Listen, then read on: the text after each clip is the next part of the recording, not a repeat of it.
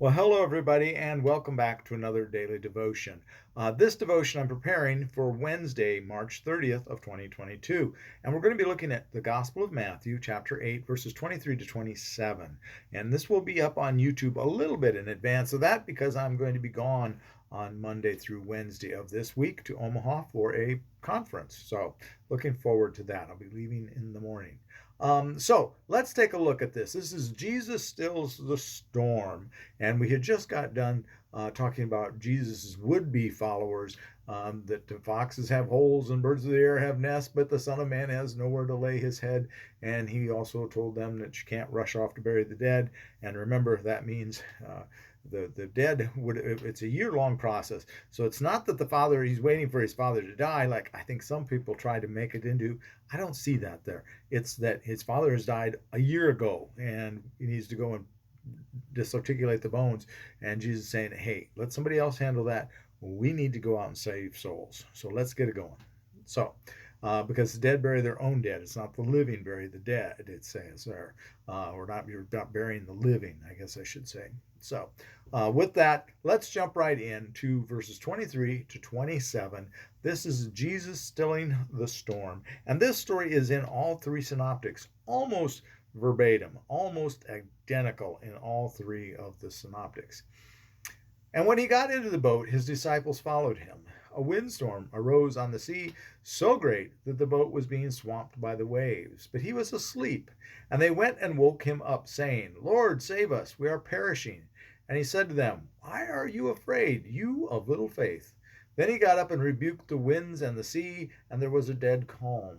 They were amazed, saying, What sort of man is this, that even the winds and the sea obey him?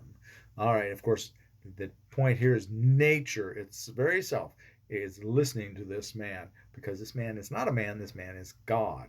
So there would be a what sort of man is this? Well, the sort of man that's a God, the only man that's a God, Jesus. But the point here for us today, not for them then, is it says when they got into the boats, his disciples followed him.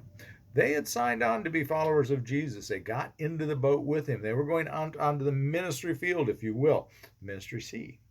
They're going out to do God's work. They've launched this ministry, and now things get rough. The world starts throwing things at you, and this is the way it works when you start a new ministry, or even when an existing ministry.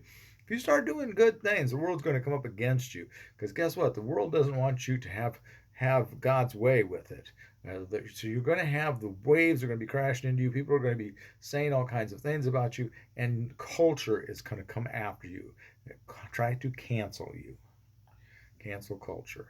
And so the point is that that's what happens. But we've signed on to go with God.